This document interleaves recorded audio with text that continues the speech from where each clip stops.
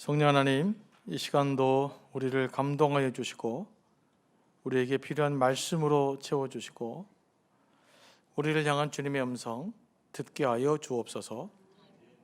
예수님의 이름으로 기도합니다. 아멘. 초대교회는 그 부활주일로부터 오순절 성령 강림 주일까지 50일을 부활절의 큰 기쁨을 누리는 기간이다 라고 해서 기쁨의 50일이라고 불렀습니다. 사순절이 그리스도의 고난에 참여하는 시간이라면 기쁨의 50일은 축제처럼 예수님 때문에 기뻐하고 즐거워하는 시간입니다. 여러분, 한 주간 동안 즐거우셨습니까? 네, 부활의 소망을 생각하니까 예수님의 부활을 기억하면서 즐거워하셨습니까? 네, 이 시간에는 즐겁게 사는 시간입니다. 기쁨으로 사는 시간입니다. 우리가 예수 믿는다는 것은 늘 우거지상 쓰고 막 그렇게만 사는 것은 아니에요. 때로는 고난에 참여해야 되지만 때로는 기쁨으로 즐겁게 살아가는 것, 이게 예수 믿는 사람들이 오늘을 살아가는 방식입니다. 그리고 이 기간은 부활의 기쁨을 우리만 즐기는 것이 아니라 이웃들에게 나누는 시간이기도 합니다. 전도축제는 이런 의미를 담고 있습니다. 즐겁게 초청카드를 나누어주고 이웃과 함께하는 시간이 되기를 원합니다. 편하게 오셔서 음악회 들으시고 또 선물도 나누시고 식사도 하는 그런 시간들을 통해서 교회가 이웃과 함께 간다고 하는 것, 이것들을 전도축제를 통해서 좀 알려주면 좋겠다라는 생각을 합니다. 또 그렇게 또 기쁨을 나누는 것이 또 교회가 해야 될 일이기도 하죠. 때를 얻든지 못 얻든지 복음을 전하고자 하는 바울은 로마 군대 천부장에게 공회 앞에서 말할 기회를 얻습니다. 여기서 공회는 산헤드린 공회를 말합니다. 산헤드린 공회는 예수님을 십자가에 처형하도록 했던 그 예루살렘 공회를 말해요. 그러니까 이스라엘의 최고의 의결기구입니다. 이곳에서 또 바울이 신성모독을 했다고 붙잡혔어요. 그래서 가까스로 막 소요사태 일어날 뻔했는데 군인들이 동원해서 바울을 구했는데, 바울이 천부장이 요청하는 것이 뭐냐면 내가 이 사람을 할례하겠다, 나한테 좀 발언권을 다오, 이렇게 해서 지금 천부장이 바울에게 발언권을 준 것입니다. 그때 바울이 뭐라고 말합니까? 그 사람들 앞에서 나는 범사의 양심을 따라 하나님을 섬겼노라, 이렇게 말합니다. 아주 짧은 구절이지만 굉장한 의미가 담고 있습니다. 나는 범사의 양심을 따라 하나님을 섬겼노라. 어쩌면 우리가 하나님께 할 수 있는 최고의 고백이라고 할 수 있거든요. 바울은 하나님을 섬기는 자신의 행동이 무슨 욕심이나 다른 의도가 있어서 그런 것이 아니라 순수한 자신의 뭐에 따라요? 양심에 따른 것이라고 말합니다. 자신의 양심에 따랐다는 말은 조작된 행동이 아니라, 다른 사람들에게 보이게 된 행동이 아니라 진실했다는 뜻이에요. 나는 범사에 진실하게 하나님을 섬겼습니다 라고 고백하고 있는 것입니다. 우리의 양심이 다 깨끗한 것도 아니고 다 정직한 것도 아니지만 그나마 이 세상에서 가장 바른 행동, 가장 정직한 행동은 우리 양심에 따른 행동이에요. 정상적인 양심에 내면의 소리를 기울이면서 하는 행동이 그나마 가장 바른 행동이라고 볼 수 있어요. 그래서 우리 선조들은 양심에 부끄러움 없는 행동을 강조했습니다. 그래서 남자들 가장 좋아하는 시 1번이 뭡니까? 윤동주 서시지 않습니까? 하늘을 우러러 죽는 날까지 한 점 부끄럼 없기를, 잎새 있는 바람에도 나는 괴로워했다. 멋있는 말이죠. 이게 뭡니까? 사람은 양심에 따라 한 걸음 한 걸음 살아가는 것, 그게 아름답다라는 이야기를 표현하고 있는 것이죠. 하지만 우리 믿음의 사람은 무엇보다 하나님의 말씀을 따라 살아야 됩니다. 하나님의 말씀이 절대 기준이기 때문에 그렇습니다. 하나님의 말씀의 본질적인 뜻은 불변하지만 그것을 시대마다 적용하고 해석하는 방식은 다릅니다. 왜냐하면 상황이 바뀌기 때문에. 우리가 말씀을 시대에 맞게 적용하려면 적절한 해석이 있어야 됩니다. 올바른 해석이 있어야 돼요. 그러면 이 적절하고 올바른 해석을 위해서 우리가 가져야 될 것이 세 가지 기준이 있어요. 첫 번째는 뭐냐? 바른 지식이 있어야 돼요. 성경 공부를 열심히 해야 되겠죠. 두 번째는 선한 양심이 있어야 돼요. 그리고 세 번째는 시대적인 상황과 요청이 있어요. 시대에 요구하는 상황에 교회가 응답해야 되는 것이죠. 이 세 가지 기준으로 우리가 해석을 해야 됩니다. 다시 한번 말씀드립니다. 바른 지식이 있어야 되고요, 선한 양심이 있어야 되고요, 시대적인 요청에 응답하셔야 돼요. 그래야 세상에 빛이 되는 것이죠. 시대적인 상황을 제대로 읽으려면 뭐가 필요합니까? 종합적인 판단 능력이 있어야 됩니다. 무슨 판단 능력이요? 종합적인 판단 능력. 사건을 볼 때 좀 다각도로 보셔야 돼요. 내 편할 때만 이렇게 보지 말고 다른 관점을 볼 수 있어야 돼요. 다양한 방식으로 어떤 상황들을 볼 수 있는 능력이 우리 예수 믿는 사람들 굉장히 필요합니다. 한쪽 하나 어느 한 입장만 추구하는 것은 이건 건강한 신앙생활이 아니에요. 건강한 시민으로서 가야 될 길도 아닌 것입니다. 뿐만 아니라 이보다 더 중요한 것이 있어요. 바로 선한 양심이 있어야 돼요. 선한 양심이 없으면 말씀을 삐뚤어지게 해석합니다. 또 왜곡되게 적용해요. 말씀이라는 명분을 앞세워서 자신의 잘못을 합리화시킵니다. 그리고 다른 사람을 비난하기 위한 도구로 말씀을 사용해요. 왜 그럴까요? 이미 양심 자체가 지금 삐뚤어져 있기 때문에 그래요. 여러분, 이 양심이 잘못되면요, 말씀을 제대로 해석할 수가 없어요. 적용할 수도 없어요. 그래서 우리 조상들은 경을 읽을 때, 물론 사선 삼경이었지만 경을 읽을 때 가장 강조했던 것이 뭔지 아십니까? 지식이 아니라 바른 몸가짐이었어요. 사서 삼경을 읽을 때는 몸가짐부터 바르게 해야 된다. 그리고 나서 경전을 읽었다는 말이죠. 그게 굉장히 좀 원리입니다. 우리가 성경을 읽을 때도 마찬가지라고요. 우리가 바른 양심을 해야 되기 때문에 바른 태도, 바른 마음의 자세, 바른 몸가짐을 가지고 성경을 읽어야 성경의 뜻을 왜곡하지 않고 그나마 제대로 이해할 수 있는 것입니다. 그러니까 바른 마음의 자세, 이게 중요하다는 거예요. 우리는 말씀을 바르고 이해하고 적용하기 위해서 선한 양심에 따라 생각하고 행동하는 훈련을 해야 됩니다. 그래서 우리 어렸을 때부터 선한 양심에 따라 거짓없이 살아갈 훈련들을 또 시키셔야 되고 지금부터라도 하셔야 되고요. 그런 오늘 말씀을 읽다 보면 말씀 속에서 깊은 진국을 우리가 마시게 될 것입니다. 선한 양심을 가진 사람을 예수님은 마음에 청결한 자라고 표현합니다. 예수님은 마음에 청결한 자가 하나님을 볼 것이라고 했습니다. 이 말씀을 이 시대에 적용해 본다면 마음이 순수하고 청결한 자가 하나님의 뜻을 바르게 분별할 수 있다라는 뜻입니다. 우리가 하나님의 뜻을 바르게 분별하려면 마음이 청결해야 돼요. 다시 말하면 선한 양심을 우리가 가지고 있어야 되고 선한 양심으로 행동할 수 있는 훈련들이 있어야 되는 것입니다. 우리가 그 마음이 청결해지기 위해서 해야 될 일이 세 가지가 있어요. 첫째는 뭐냐? 우리의 인위적인 생각을 버려야 돼요. 내가 어떤 의도를 가지고 성경을 접근하면 안 돼요.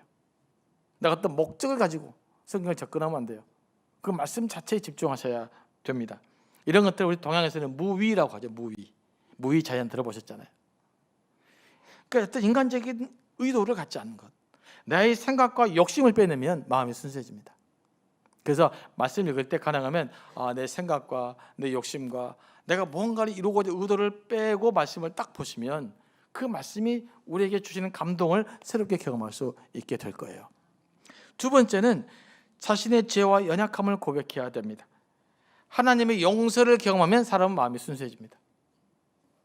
세 번째는 말씀을 묵상해야 됩니다.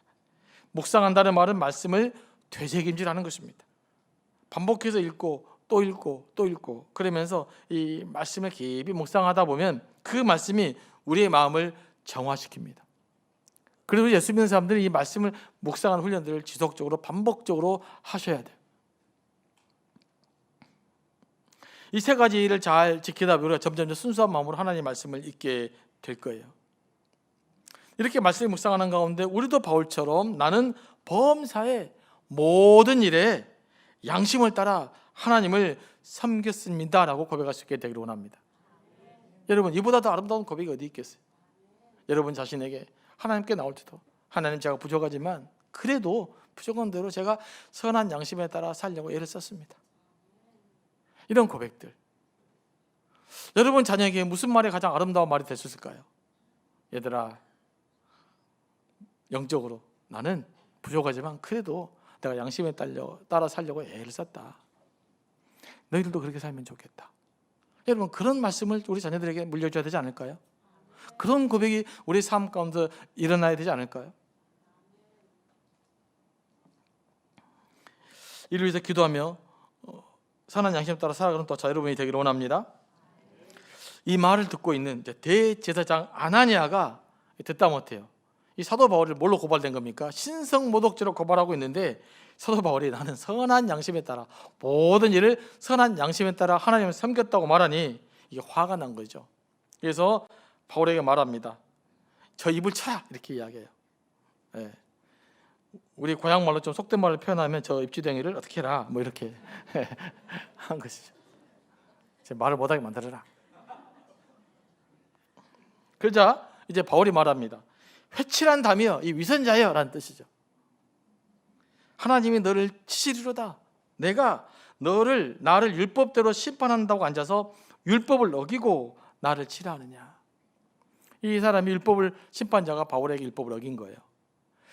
이 공회원들이 원래 율법을 잘 지키는 사람들인데 언제 율법을 어겼느냐? 예수님이 십자가에 취항할 때 율법을 어겼어요. 율법은 되게 절차가 있거든요. 고소 절차가 있어요. 근데 예수님을 취항할 때는 그 절차를 안 지키고 십자가에 못 박아버린 것입니다. 푸시를 해가지고. 그리고 사도 바울을 지금 또 이렇게 처리하려고 그럴 때도 절차를 안 지켜요. 원래 율법의 절차가 뭡니까? 바울을 신고하면 바울이 반론을 제기하고 거기에 대한 또 이야기를 하고 그러면서 법을 정하면서 정리해야 되는데 이분들이 이제 복음 전하는 바울이 화가 나가지고 그냥 바로 제거하려고 그랬어요. 바로 그냥 직결 심판하려고 했던 것입니다. 지금 이 장면이거든요. 그래서 사도 바울이 지금 그 이야기를 하고 있는 거예요. 이 말을 들은 곁에 있는 유대인들이 말합니다. 아니 네가 감히 누군데 하나님의 대제사장을 욕하느냐 이렇게 사도 바울의 반격을 가합니다. 그때 그러자 사도 바울 어떻게 반응합니까? 나는 그가 하나님의 대제사장인지 몰랐다고 말합니다.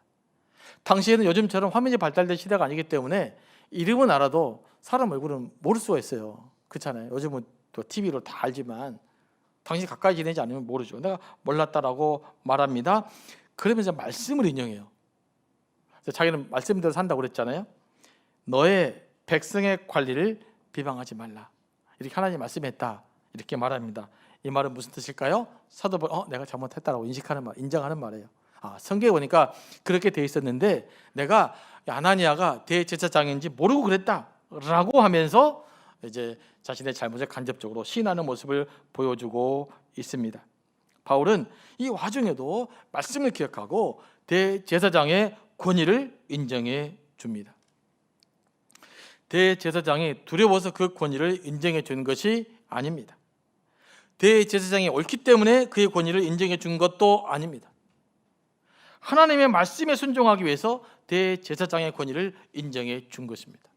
우리가 이런 것을 좀 배워야 돼요. 국가에서 세운 질서, 또 조직의 질서를 따르는 것을 절차적인 순종이라고 표현할 수 있어요. 굳이 법적인 용어를 살짝 살펴보자면 내가 마음에 안 들어요. 따르기 싫어요. 그런데 질서상 따라줘야 돼요. 이렇게 이런 순종들이 이거 절차적으로 순종을 좀 잘 지켜줄 필요가 우리에게 있는 것입니다. 우리에게 변호사님이 있어서 좀 그렇지만 모든 법적인 것은 절차가 어긋나 버리잖아요. 그게 무효가 돼 버립니다. 반드시 절차를 지켜봐야 돼. 그래야 효력이 발생하게 됩니다. 우리 삶의 질서도 마찬가지죠. 우리가 이 세상에서 영향력 있고 효력 있는 삶을 살려면 이런 어떤 질서에 대한 존중함이 우리에게 필요합니다. 특히 공공 질서도 우리 모두를 위한 것이기 때문에 잘 지켜야 돼요. 여러분 공공 질서 잘 지키고 있으십니까? 줄 잘 서십니까? 순찰만 정원 갈 때 막 끼어들고 그러지 않습니까? 어떤 신호등은 잘 지키십니까? 파란불은 잘 지킬 것이고 노란불은 서둘러서 지나가 버리고 빨간불은 조심해서 지나가라. 그러고 지나가 버리고 혹시 뭐 그러지는 않습니까? 주차 어떻게 하십니까? 주차선 안에 똑바로 대고 계십니까? 혹시 주차 2칸 또 찾아오고 그러진 않습니까? 우리 교회 주차요원 말은 잘 들으십니까? 주차요원 이쪽으로 가라면 가고 귀찮은데 저로 대세요 그러면 됩니까? 이것도 하나의 질서를 지키는 겁니다. 권위를 존중해 주는 거예요. 국가의 권위, 사회 질서의 권위, 또 주차요원의 권위, 이런 걸 잘 지켜줄 수 있는 것이 바울의 태도입니다. 우리 교회에 이제 교사들이 많아요. 그래서 교사들에게 들은 이야기입니다. 요즘은 선생님 하기 너무 힘들대요. 왜냐하면 학생들이 참 거칠답니다. 말도 안 듣고, 말 잘못하면 그냥 말을 만들어 갖고 선생님을 비난하고 공격하고. 학생들만 그러면 괜찮은데 학부모들까지 가세해 가지고 막 전화하고 폭행을 하고 막 폭언을 하는 사태가 빈번히 발생한다고 해요. 그래가지고 명퇴하신 분들이 의외로 많습니다. 이거 3년 남은 거 그냥 빨리 쉬어야지, 이 꼴 못 보겠다.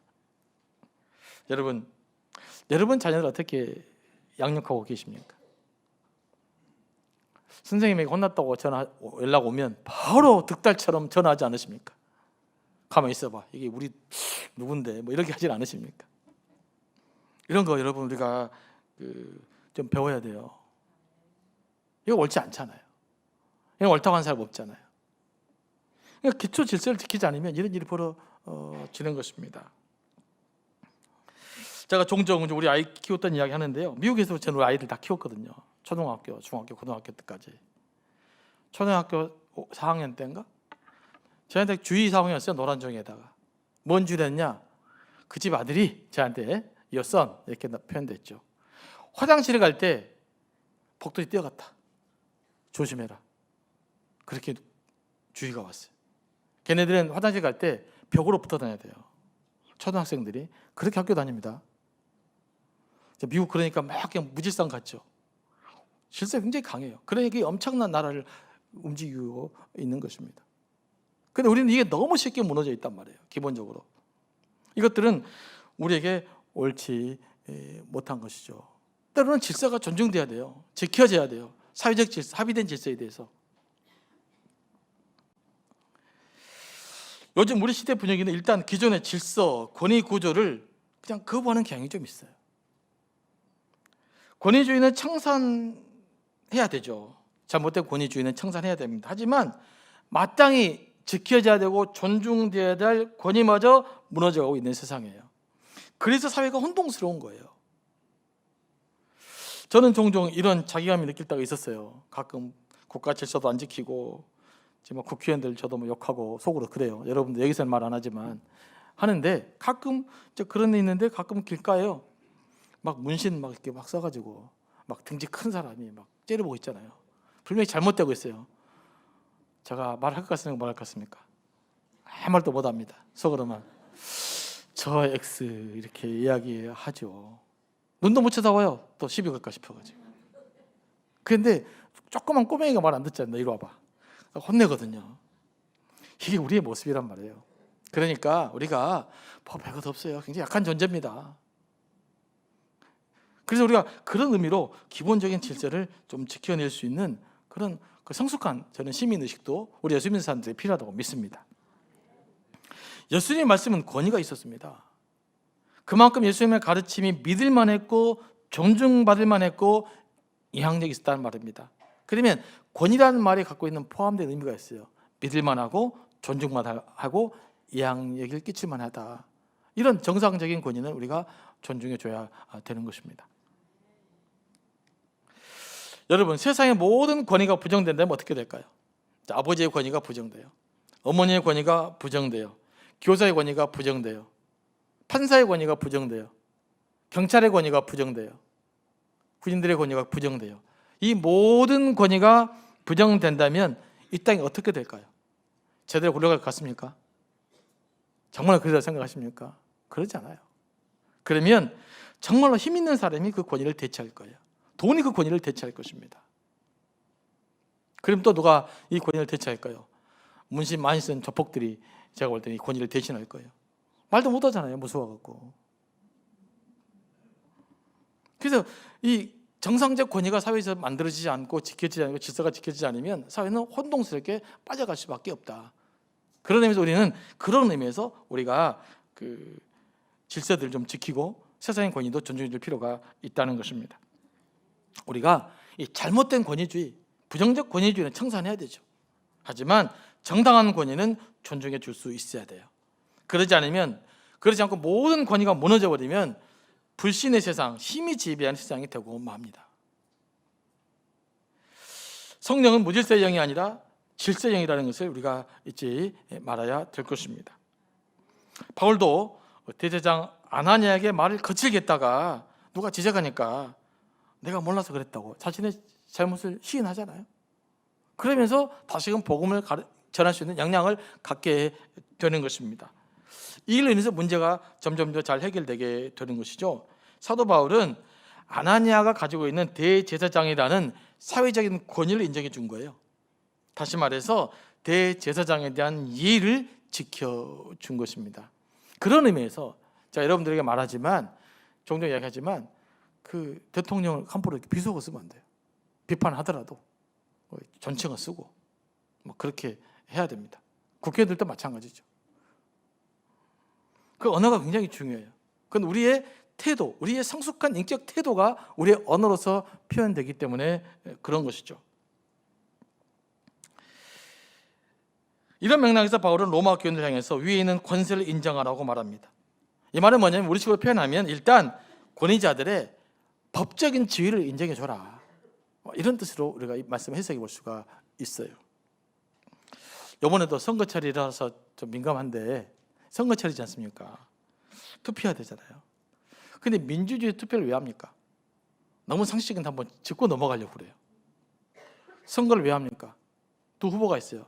내가 마음에 안 드는 사람일지라도 이 사람이 당선이 되면 그 사람의 권위를 존중해 주겠다는 것이죠. 그거 아닙니까? 그거 맞잖아요. 그래서 투표를 하는 거예요. 마음에 안 들면 4년 뒤에 다시 투표하는 거고요.